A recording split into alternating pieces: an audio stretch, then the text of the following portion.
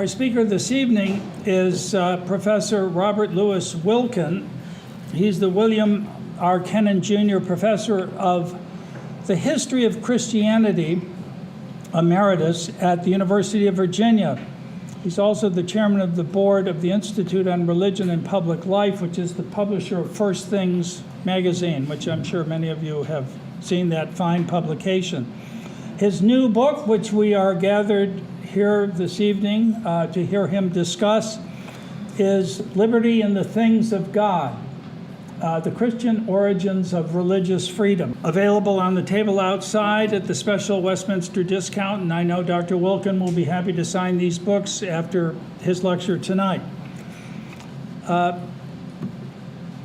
So this work, chronicling the history of the struggle for religious freedom from the early Christian movement through the 17th century, Dr. Wilken shows the origins of religious freedom and liberty of conscience are religious, not political in origin. I'm surprised you haven't been arrested for asserting that. This provocative book, drawing on writings from the early church as well as the 16th and 17th centuries, reminds us of how, in his words, quote, the meditations of the past were fitted to affairs of a later day, unquote. I won't give any more of his lecture. Dr. Wilken received his PhD from the University of Chicago, and he's taught at many of the prestigious universities: Fordham, University of Notre Dame, Gregorian University in Rome, Lutheran Theological Seminary, and so forth. He's the author of more than 10 books, amongst which are The First 1,000 Years, A Global History of Christianity. I would particularly mention another of his books, The Christians as the Romans Saw Them, which was a book of particular interest to me and which I very much appreciated. So please join me in welcoming Dr. Wilken, who's going to tell us about liberty in the things of God. Thank you very much. It's my pleasure to be here. I'm very impressed, quite frankly, on a warm, midsummer Wednesday evening to have people coming out to hear kind of highfalutin talk about matters of history and theology and so forth. And I'm not quite sure how I got here. All I remember meeting Robert Riley at a National Symphony Orchestra concert. He was with a friend of mine, and we got to talking, and we both were complaining, I don't want to offend anybody here, at the choice of music on our local WETA station. And we just thought it was not generally too sophisticated, and we both had very negative feelings about Vivaldi.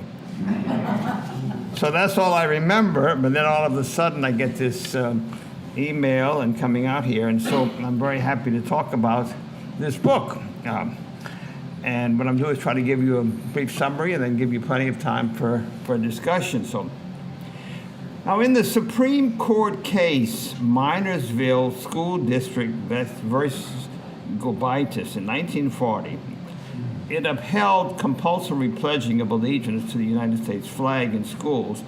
Justice Felix Frankfurter, writing for the majority, said, centuries of strife over the correction of particular dogmas as all-inclusive and all-comprehending faith led to the inclusion of a guarantee for religious freedom in the Bill of Rights. In other words, it was because of the religious conflicts that we got talk about religious freedom in the Bill of Rights. 3 years later, the court reversed itself in Virginia State Board of Education versus Barnett that prohibited students from being forced to recite the Pledge of Allegiance. Justice Frankfurter's statement in the early case that religious freedom arose against the backdrop of religious wars then became part of the historical understanding of religious freedom in United States jurisprudence. In another case, 47, Everson versus Board of Education, the debate centered on the use of public funds to support busing children to parochial schools. Though the court decided to sanction the practice, again it invoked the specter of religious wars. In the opinion of Justice Black, the words of the First Amendment reflected in the minds of early Americans a vivid mental picture of conditions and practices which they fervently wished to stamp out in order to preserve liberty for themselves and their posterity. It was, he added, the fears and political problems caused by religious conflict that caused the phrase in the Bill of Rights that there should be no law respecting the establishment of religion. More recently, in March, in an op-ed in the Washington Post, Robert Kenan, a historian and political commentator, wrote, "Only with the advent of Enlightenment liberalism did people begin to believe that the individual conscience, as well as the individual's body, should be inviolate and protected from the intrusion of state and church." Kenan, very learned, sophisticated man, reflected a conventional view that religious freedom was brought about by the Enlightenment, 18th century. Like others, he assumed that by the end of the 17th century, the fanaticism of religious believers gave way to the cool reason and skepticism of philosophers, and this in turn led to ideas about liberty of conscience and religious freedom. Well, I'm here to tell a different story that begins not in the religious conflicts of the 17th century, nor in the writings of Enlightenment thinkers, for example, John Locke, but begins among Christian thinkers who lived and wrote in the Roman Empire many centuries ago. It is a tale not of political accommodation to deal with religious conflict, but of inwardness, of spiritual freedom, and obedience to God. Now, early Christian writers did not forge a doctrine of religious freedom, and for centuries their thinking was little more than a quiet murmur heard by the few. And in the course of medieval history, Christians seldom acted on the basis of principles set forth by their early teachers. They behaved very violently against Jews in the Rhineland at the time of the First Crusade.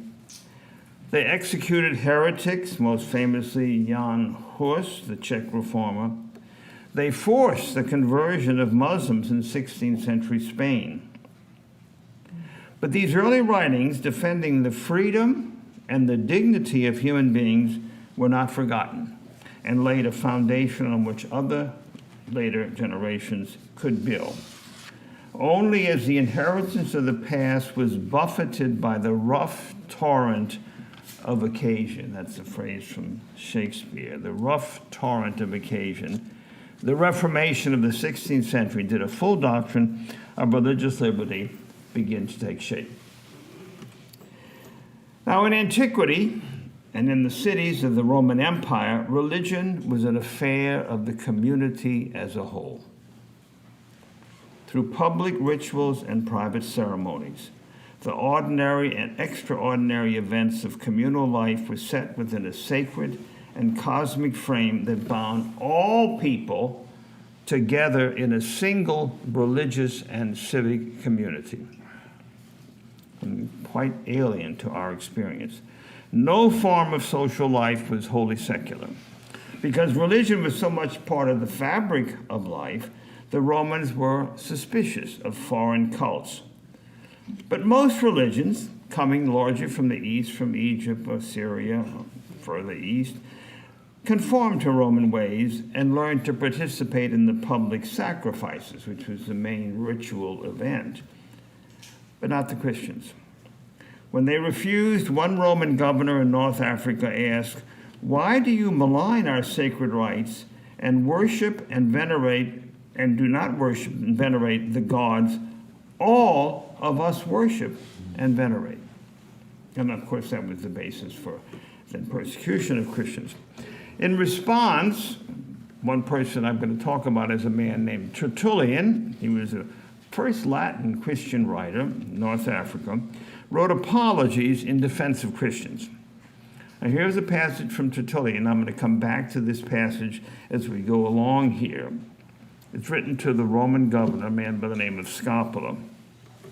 So Tertullian wrote, in the midst of persecution, "It is only just and the privilege inherent in human nature that every person should be able to worship according to his own convictions.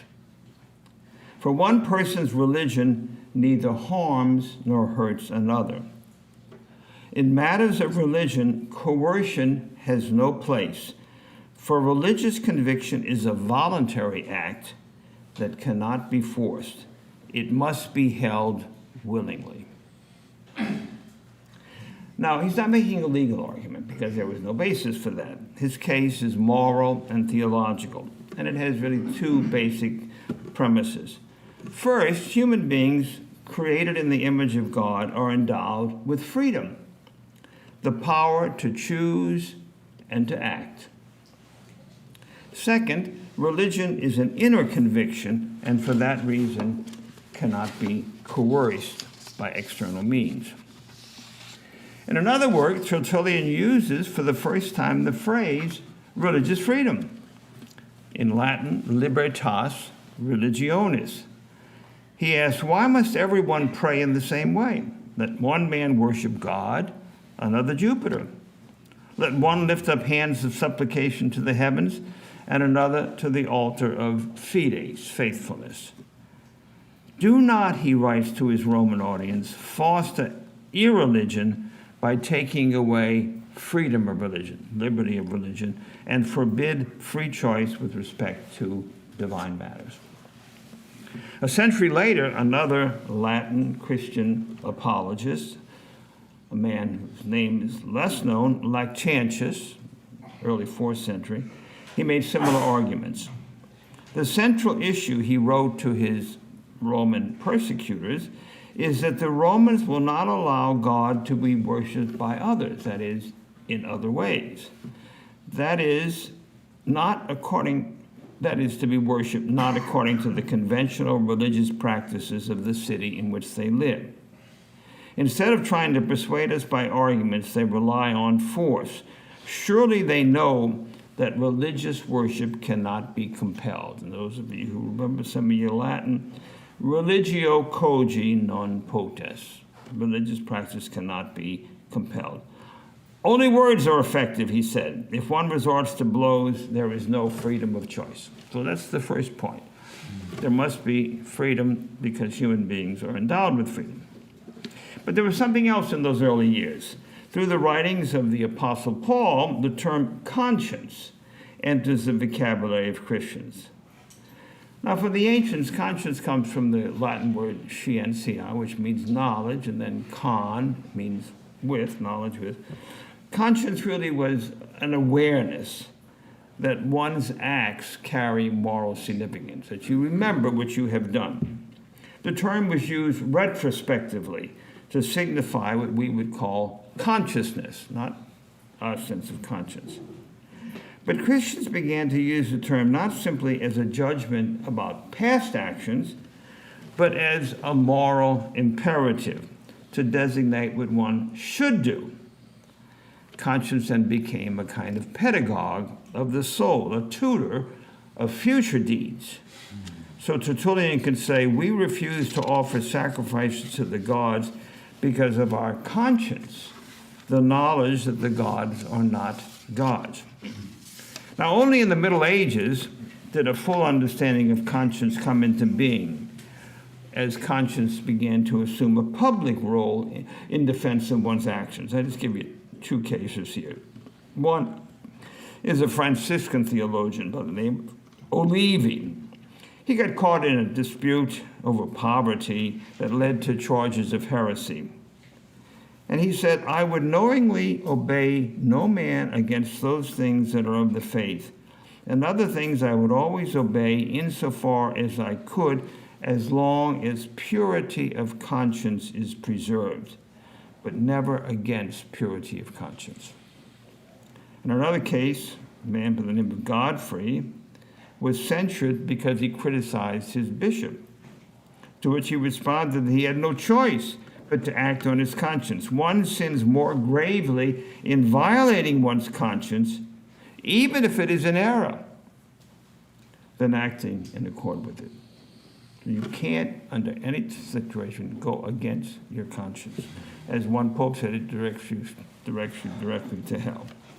So in sum, in the early centuries, two fundamental ideas that will later shape thinking about religious freedom were advanced. One, religion has to do with the inner life and cannot be conferred because human beings are free to choose, and conscience as a moral guide or pedagogue.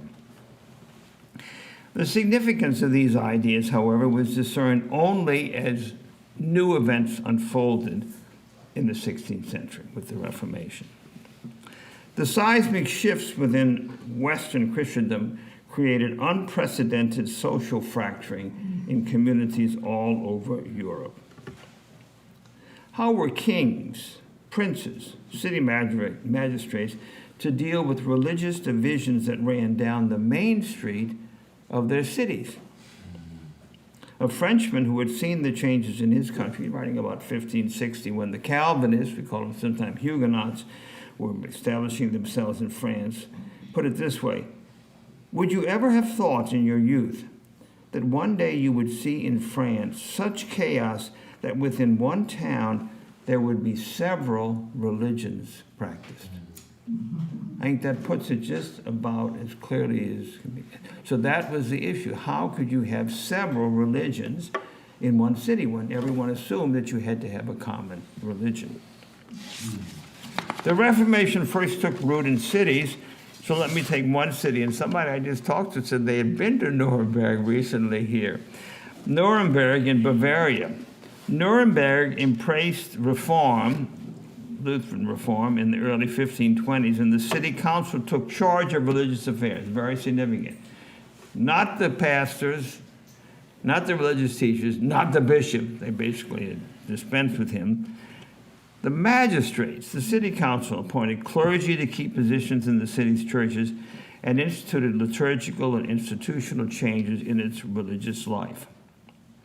By the mid-1520s, the Reformation in Nuremberg was at full throttle, and Nuremberg became one of the first Lutheran cities to prepare its own church order, which was basically the rules as to how to govern religious life.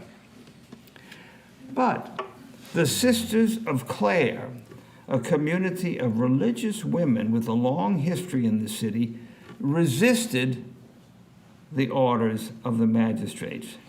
And in 1524, the abbess of the convent, a woman by the name of Caritas Pirkheimer, began to keep a diary that gives us a first-hand account of changes that were being imposed on the sisters.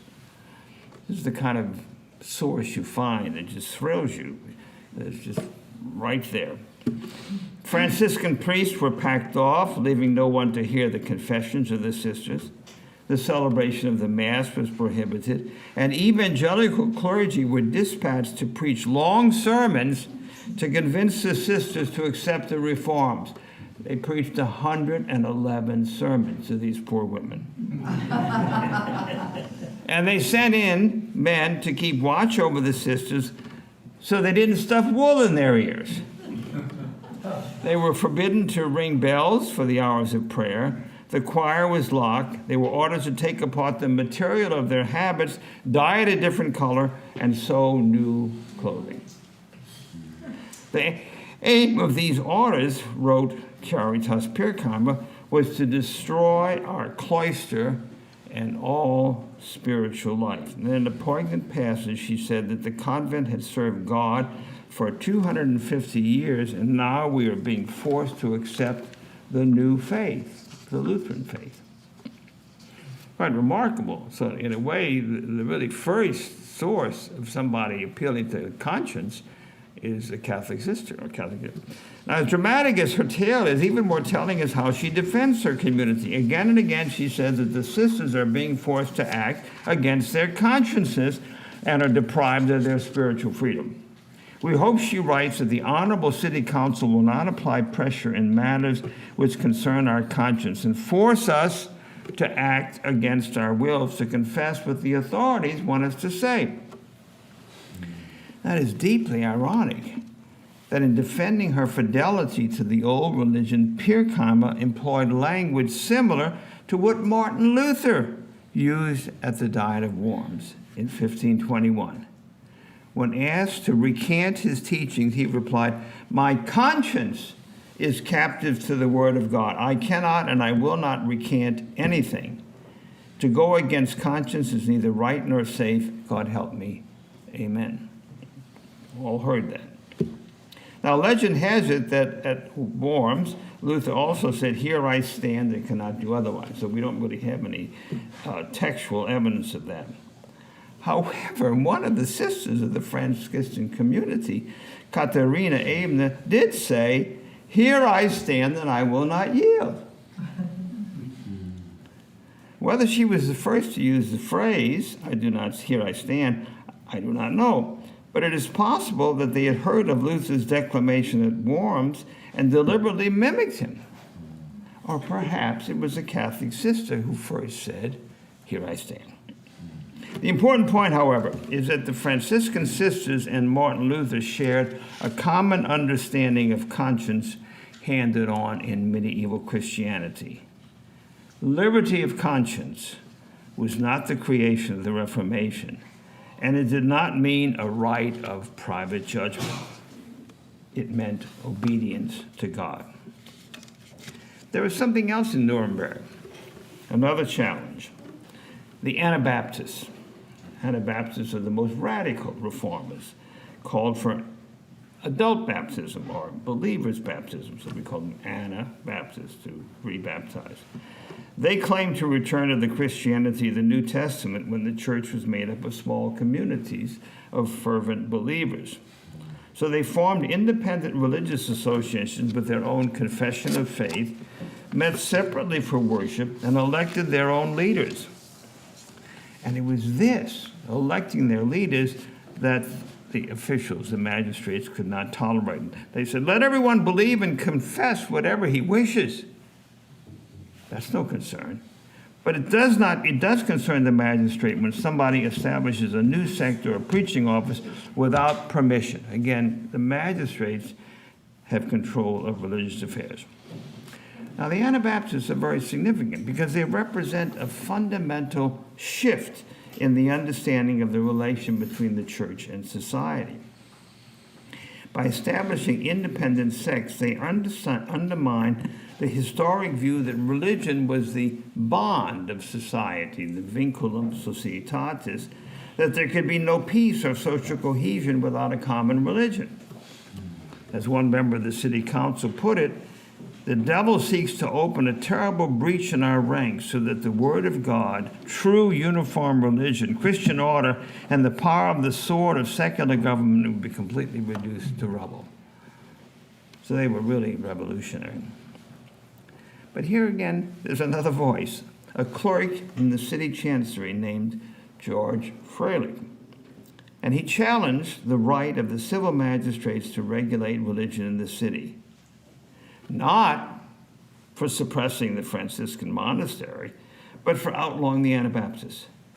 And he wrote an electric memorandum entitled, "Whether Secular Government Has the Right to Wield the Sword in Matters of Religion," matters of faith, actually. In it, he asserted that the secular government had no authority in religious matters. Now, in the Middle Ages, the doctrine of the two swords, two realms, first enunciated by Pope Gelasius against Byzantine Emperor Anastasius at the end of the 5th century. The idea that there were two swords, two powers, was a way of negotiating the relation between Pope and Emperor. Ultimately, of course, this goes back to the words of Jesus, "Render to Caesar the things that are of Caesar, and to God the things that are of God." But in the new Protestant cities, like Nuremberg, and territories where there was no longer a bishop or a pope, the distinction of the two swords had become anachronistic. The clergy continued to wield the spiritual sword by preaching and teaching, but magistrates, princes, and kings claimed not only the temporal sword, but the spiritual sword as well. So the churches had spiritual authority, but no dominion. So the two swords, then, if there are two realms, is a third major intellectual contribution of historic Christianity, along with no coercion in religion and conscience as an inner voice of God. Now, it is customary to think that the development of liberty of conscience was primarily about the rights of individuals to believe what they wish. But religious freedom in the 16th and 17th century was primarily about the rights of religious associations, that is, sects, or to use our term, churches. Several writers in the Netherlands argued that if liberty of conscience only granted freedom for belief of individuals, it was insufficient, because religion is never simply a private affair. And a Dutch thinker with the lovely name, I love this, Philip Mornix de St. Aldegon, put it this way: no one has been executed or harassed merely on the grounds of conscience, what they hold in their mind, but always for committing some public act in words or practices. And public acts, of course, are done communally. How is it possible to grant freedom of conscience without exercise of religion? There it is, exercise of religion. People have no ceremonies and do not invoke God. There is no liberty of conscience. What needs to be secured is the freedom to assemble, to preach, to catechize, and to profess openly what people believe in their inmost hearts. As far as I'm aware, and I'm not confident of this, it's the first time the phrase exercise of religion enters into the vocabulary of talk about religious freedom. Now, during the Reformation of the 16th century, many of the writings of the Church Fathers were newly edited by humanistic scholars. So the works of Tertullian, who we discussed earlier, and Lactantius, they were now available in new editions. And what happened is that people, as they were suffering persecution, they read these works and they said, well, they're talking about the same thing that we're experiencing now. So they began to turn then to these early Christian texts. So by the beginning of the 17th century, there were collections of early Christian writings on religious conversion, and these then became cited by those defending religious freedom. And this familiarity with earlier writers had a steadying effect on the judgments of religious and political thinkers, allowing them to see the conflicts of their own times with eyes trained by the past. So memory is an essential element of Christian intellectual life. Now, by the first decades of the 17th century, all the nations of Western Europe faced similar challenges: how to deal with dissenting religious communities living in their midst. The most radical critics of the alliance had thrown an altar with the English separatists. These are names that you probably never heard: Thomas Helwys, Leonard Busher, John Merton, and of course Roger Williams, who you have heard. Williams is the better known, but I want to talk briefly about Helwys. He died in 1616. He lived for a time in the Netherlands where Dissenters had put together a collection of passages from the early church, including Tertullian and Lactantius, as well as from later writers. He returned to England to support his fellow Baptists who were being persecuted. But within months, he was arrested and confined to the Newgate prison, where he died. But he wrote a book, A Short Declaration of the Mystery of Iniquity, published a few years before his death.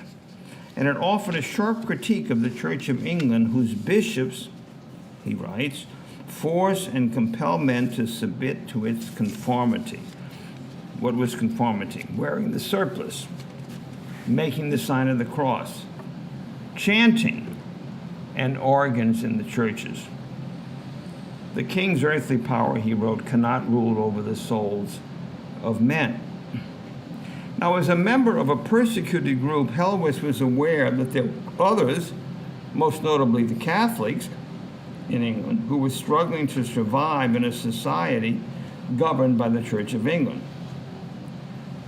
Helwys hated the Catholics, and he considered them idolaters. Nevertheless, he thought the king should not provoke evil against the Romish religion. King has no more power over their consciences than over ours. And that is not at all.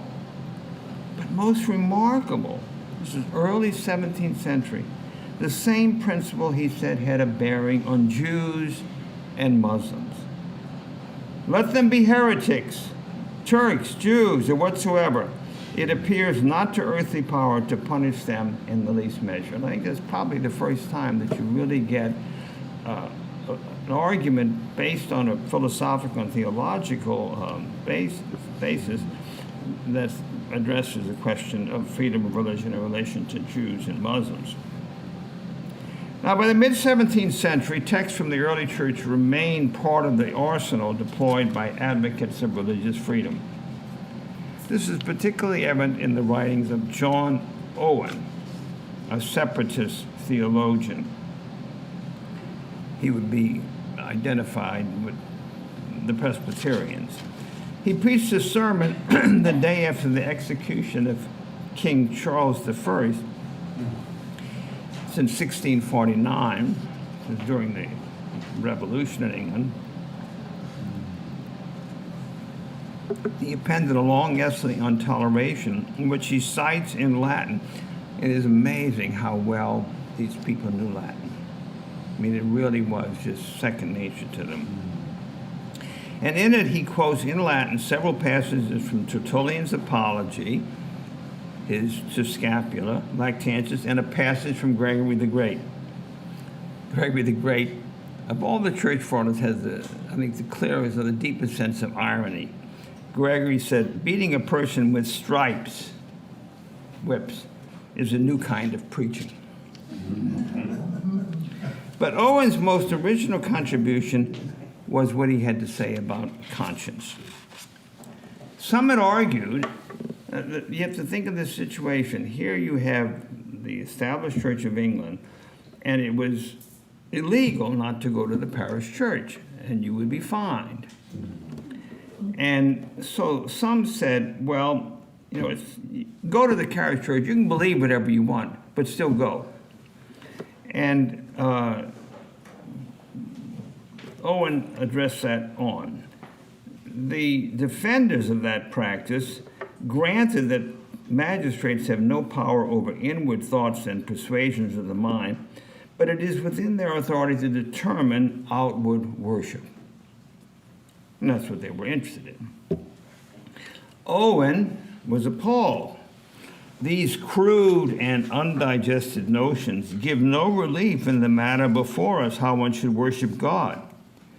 Now, Owen had read very deeply in Thomas Aquinas, and he argued that conscience is an application of knowledge to some act. It's not just what's in your mind, it has to do with what you do.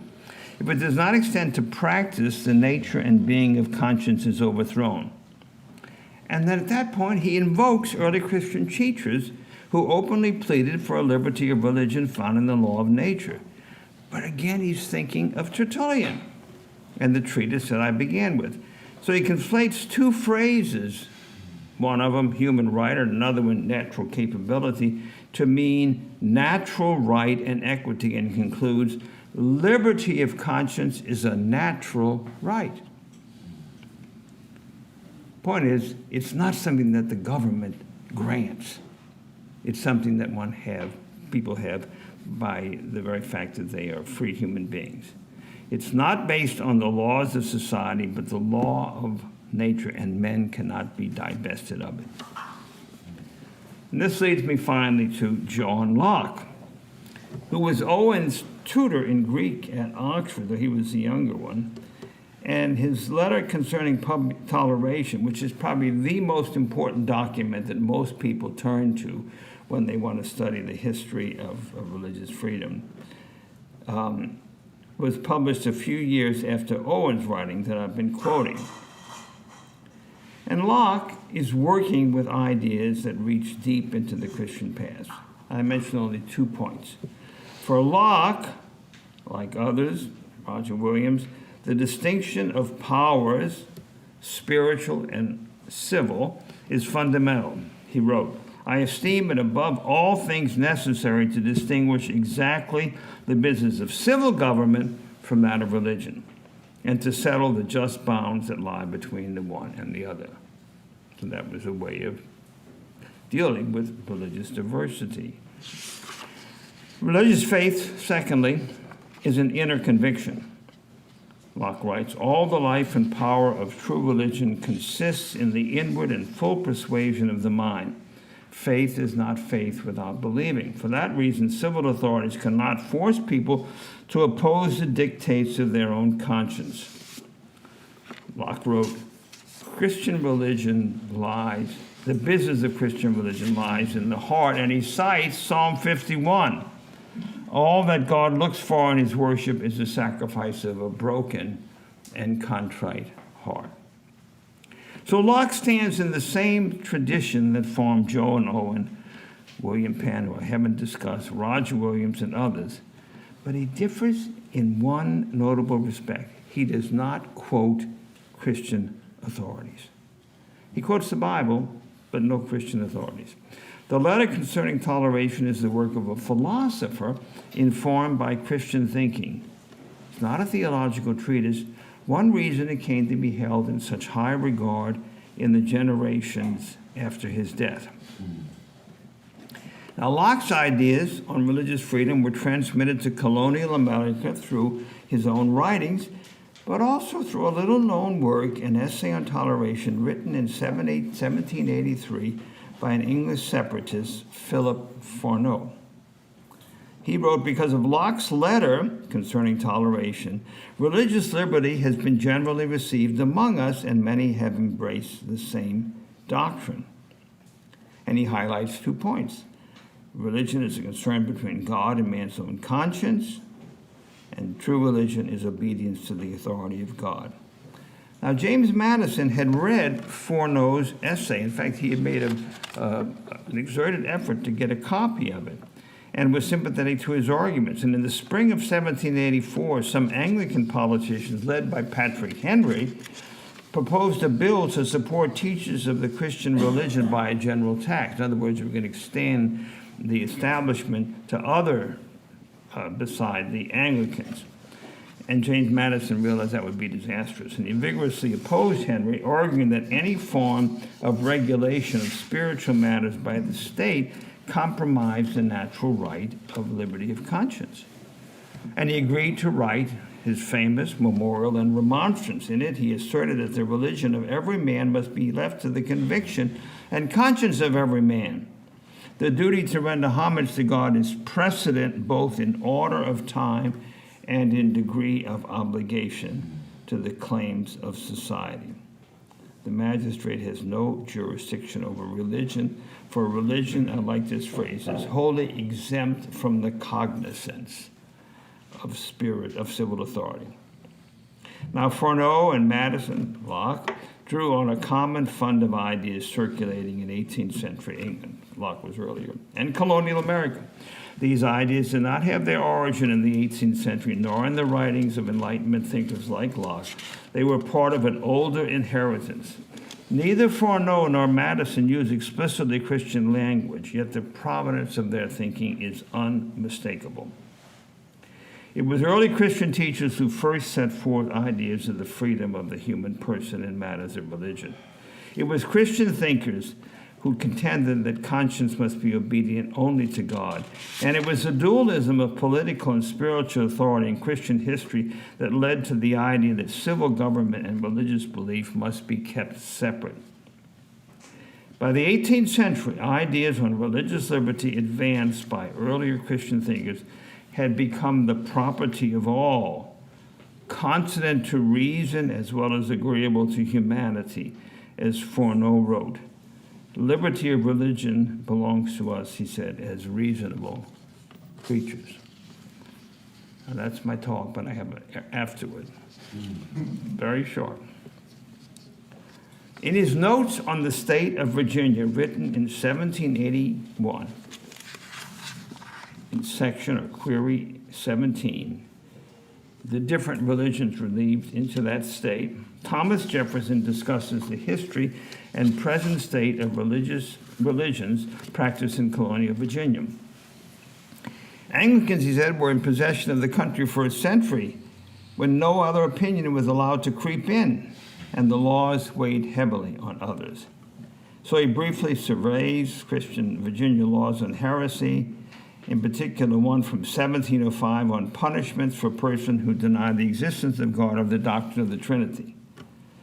Such laws, says Jefferson, are indications of the religious slavery under which people have lived.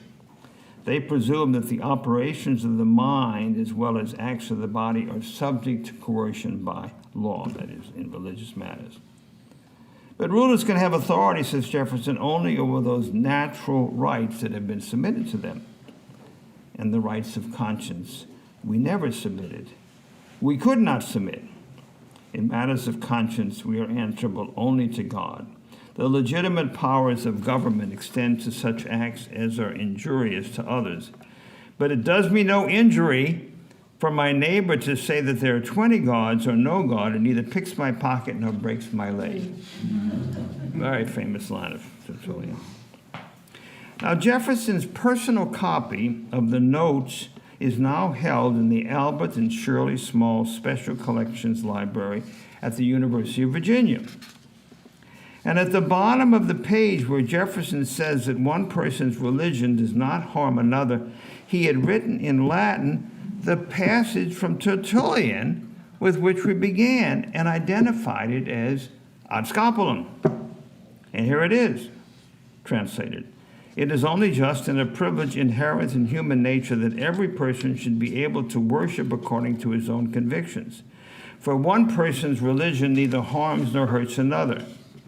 Coercion has no place in religious devotion, for it is by free choice, not coercion, that we should be led to religion. Now, it is unlikely Jefferson knew the passage from Tertullian when he wrote the note. This is 30 years later. He probably learned about it years later, though from whom and when it is not known. And I must say, I have written to top Jefferson scholars all over the country. Nobody knows and nobody cares. That's the other thing. But after he learned of it, the words became fixed in his mind. And in July 1814, Jefferson wrote to a friend, a man named Louis Wilken, who had prepared a catalog of books for sale from his own personal library. Jefferson noticed several volumes, among which was one by Tertullian that contained his apology and his ad scapulum, treatise de scapula. He purchased the book, and it is now in the Jefferson collection of the Library of Congress, where I read it. When the book was brought up from the stacks, I held in my hand a small leather-bound volume published in Cambridge, England, in 1686. As I turned the pages and came to chapter 2 of De Scapula, to my astonishment, I saw that Jefferson had underlined the passage and put a large X in the margin.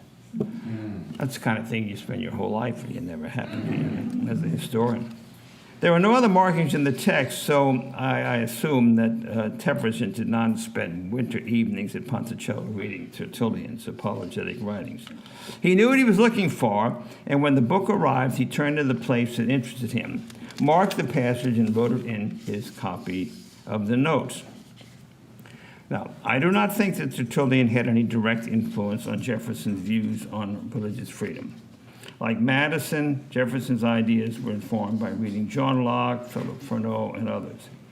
But Jefferson was endlessly curious and had a lively interest in religious matters. What Tertullian had written centuries ago confirmed his own views, and he wanted to read for himself what Tertullian had written.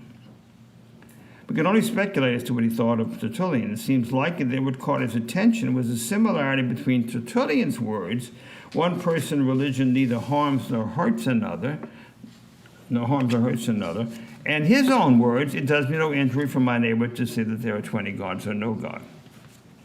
So however one judges Jefferson's relation to Tertullian, that the author of the Virginia Statute for Religious Freedom cared enough about an early Christian writer who wrote, "Coercion has no place in religious devotion," to cite several sentences from him in his personal copy of the notes of the state of Virginia was for me a serendipitous discovery and a moment of great elation. Thank you very much. Yeah, I was intrigued by your discussion of the relationship between conscience and outward behavior and organization, public life. It occurs to me that people often proclaim that in the Quran, in Surah 2, Ayah verse 256, there's the oft-quoted phrase of there's no compulsion of religion, but the sort of the deeper backstory behind that is that that's often indeed precisely been interpreted as you have indicated, and that, well, yeah, you of course can't coerce what a person thinks, but you can obviously coerce, not their beliefs, but you can obviously coerce what their behavior is, what they do in public life. So it strikes me that your analysis is very applicable to ideas of religious freedom in Islam under that verse, that it's just simply leaving your beliefs free is not enough, of course. Yes, and it's Thomas Aquinas really who saw that with the greatest clarity, that conscience has to do with an act. And so it was picked up by John Owen, and it was because of the unique circumstances in England where what was at issue was whether you were going to go to the local parish church and observe what was being observed. And Owen, who had read Thomas, saw the immediate application of what Thomas had written. So I think it's a very important point. And it really changes your whole understanding of conscience, because it's not the way we normally think of it. And I quote the passages from Thomas in the book. And it's an application of knowledge, conscience, to a specific act. You mentioned Luther and his role in religious freedom, but it was Luther that published 95 of his theses on the door of the church, and they were pretty restrictive on his flock.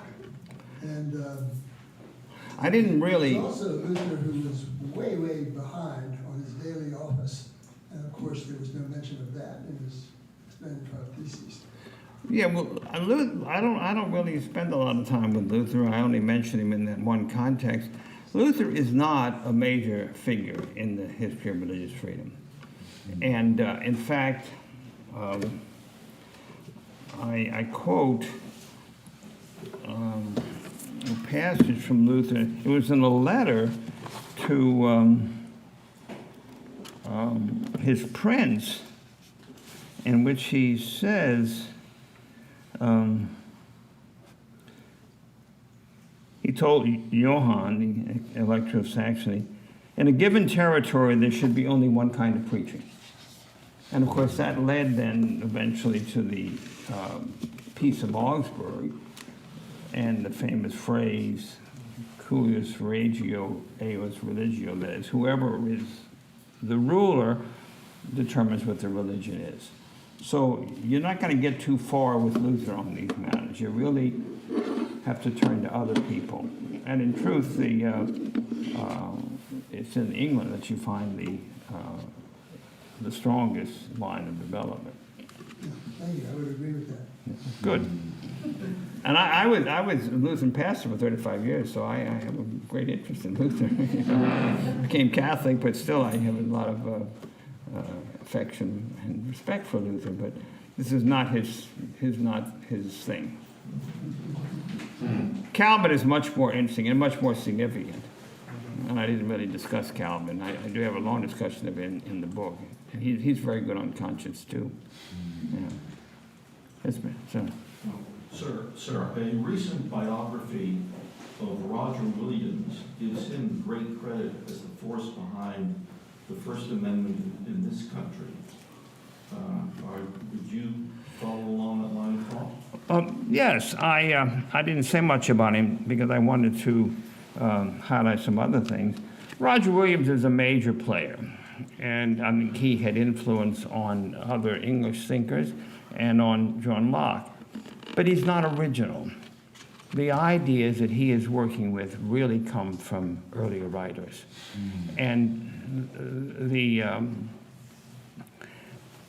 the truth is that most of the people who write about Roger Williams don't know the material that I've just presented here. And so it's easy to raise him up. But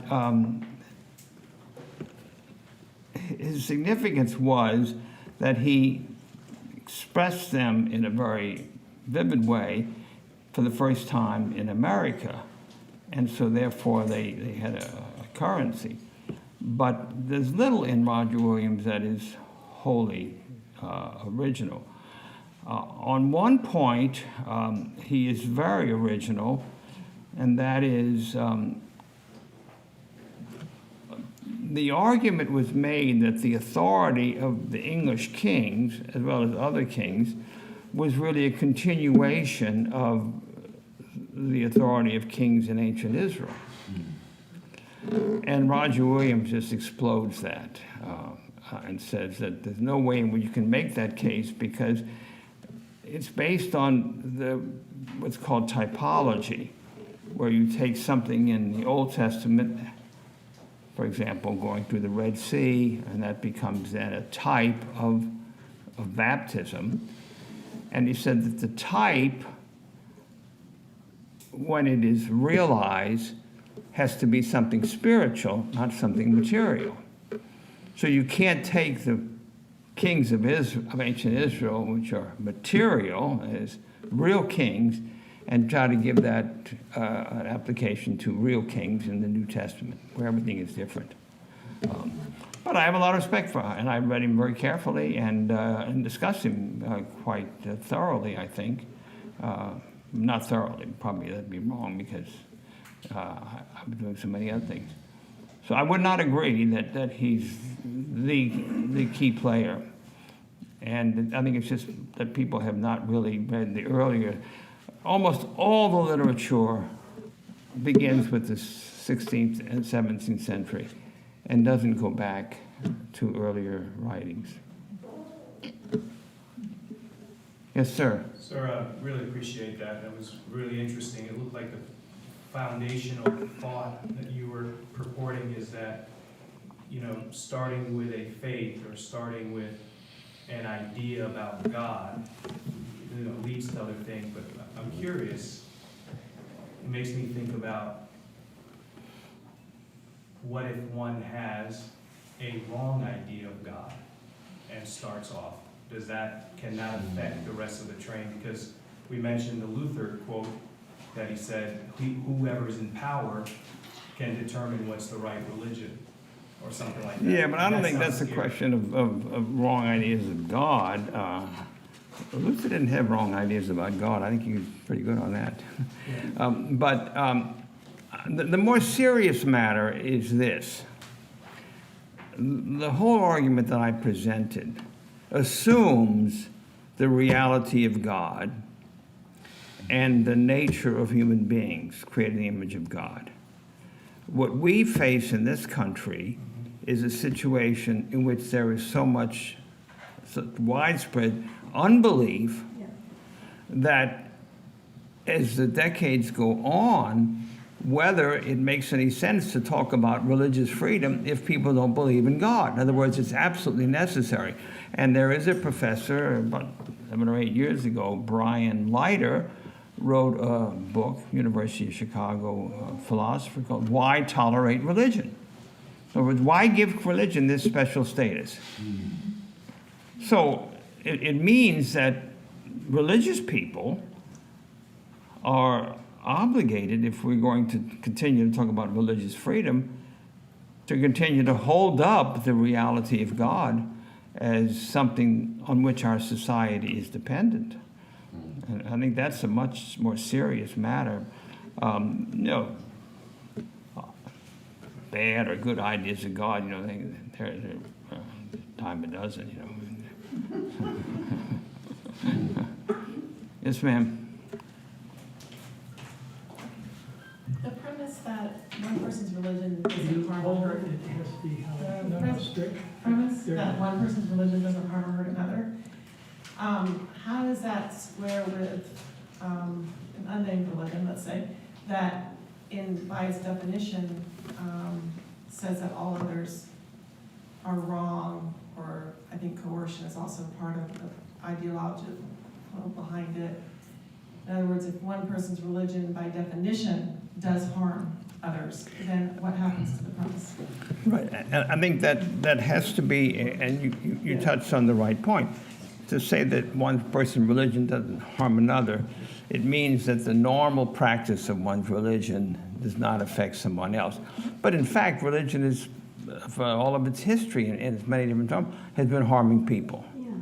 And so it's more of a intellectual concept that one has to say that in principle, religion, because of its nature, but religious people do all of the things that are not of the nature of religion.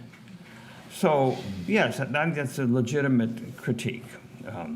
Yes. Is somebody else here? Yes, sir. It seems like that would run into some. Seems like that would run into some conflict with regard to Catholicism and Protestantism, which defines itself in opposition to Catholicism. I mean, it is Protestant as a protest against Catholicism, and in fact, for all of his toleration, as I recall, Locke was intolerant of Catholics. in public office. Yeah, he was exactly. And then taking that one step further, I guess I might be betraying my own ignorance here, because I just came across this, but in George Will's book, he identifies himself as an amiable atheist. He's sort of like the guy who doesn't believe himself, but he wants everybody else to.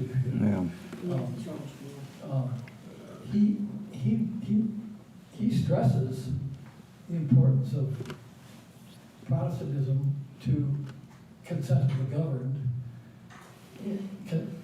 the consent of the governed as a bottom line source of governmental legitimacy.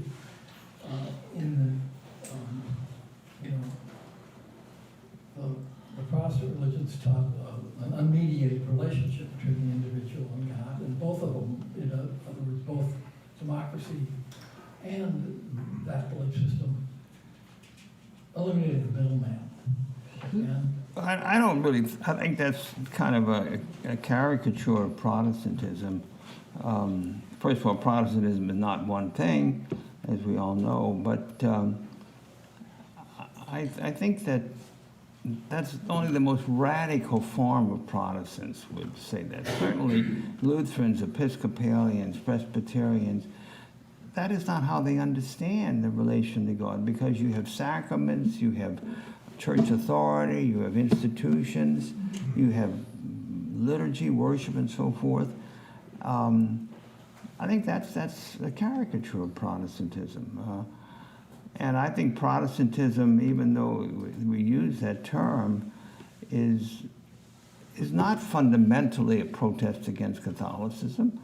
It had a deep understanding of the nature of God and the Scriptures, and was very positive. I just don't see it that way. And of course, now this far from the Reformation, it's just not the way people think who are Protestants.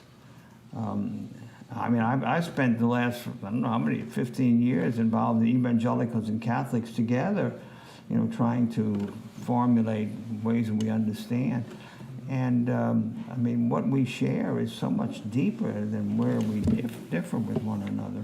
I'm talking in more proximate terms. That was 18th century founding of America and John Locke. Well, you're absolutely right about Locke. I mean, he's very good. He had real trouble with the Quakers, and he had trouble with anybody who's a non-believer, because if you don't have any belief in God, you can't have the bonds, legal bonds that society requires when you make a pledge, something, and so forth. And of course, the Catholics. But Helwys, who was really the same world as Roger Williams, he was unequivocal on that. So Locke just didn't go as far as he could have. And he himself was the Church of England. He wasn't strictly a philosopher, only a philosopher. So anyway, somebody else had a question here? Or we're running out of? Yes, ma'am. I'm curious to know if you've given a copy of your book to each member of the Supreme Court.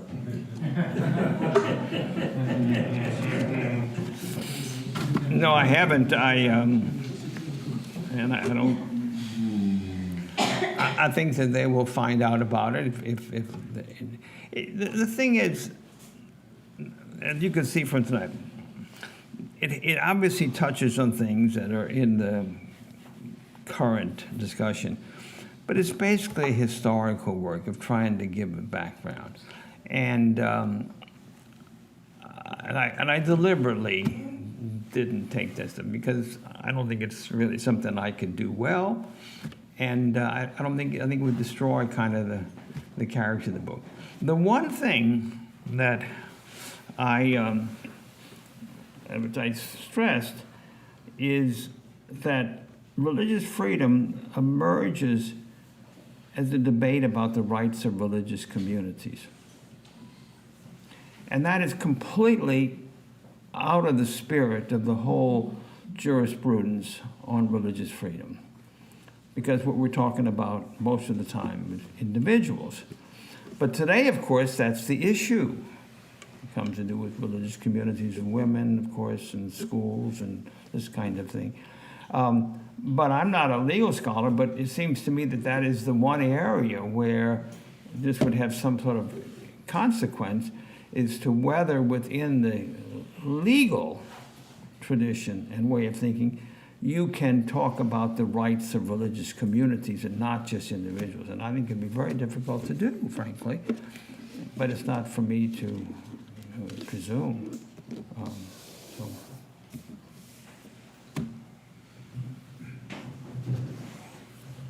Thank you very much for that excellent talk. This is a rather broad question with which to wrap things up. But as you know, in the American founding, there was a deep understanding of natural law, natural rights. Mm-hmm. Protestant communities that, let us say, at their inception, or Luther had not looked favorably upon natural law, by the late 18th century had a change. Certainly the Puritans had in New England. Right. So that there was a more favorable regard for Right. that subject. In your work today, when you discuss Protestant Catholic ecumenical discussions, and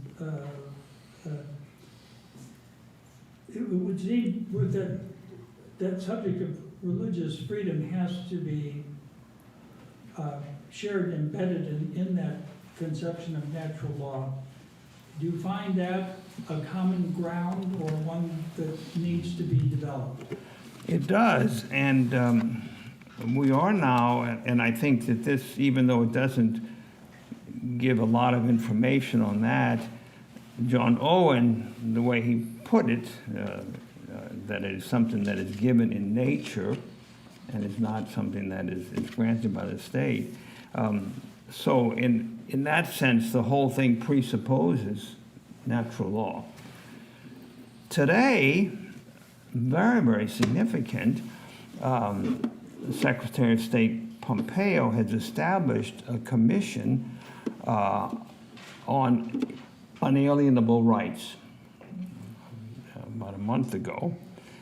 And the reason why he's doing that, I think it's pretty clear, is that rights which are based on natural law, like freedom of religion being one of the primary right properties of worth, have now become social and economic rights. which are basically determined by courts and legislatures, and then they are imposed on the populace. And he appointed Mary Ann Glendon as head of this commission. So it's clear that what he's aiming at is to try to put some check. And the reaction was very quick and very vigorous, because you could see that this was a way of trying to say you can't just talk about rights, and just spin these out. New proliferate is a word that he uses. And there's a nice book, I just wrote a little briefly noted for First Things, by a guy named Aaron Rhodes, worth reading. He was head of the Helsinki Institute on Religious Freedom for about 15 or 20 years. And this is called The Desolation of Human Rights, the desolation of rights. And that's his argument, is that rights which had a natural law basis now have become rights that are created by legislators and states. And that's exactly where we find ourselves today. And you can bet that once this commission gets rolling, it's going to be beaten, because it clearly is running against, and you know, the way that terms, in fact, my last little line in this review, I just sent it off, is that his book is a rebuttal of the ignorance and fatuousness that afflicts discussion of rights today. Very rare. This book by Rhodes is really good, really good. That's all. Well, thank you very much.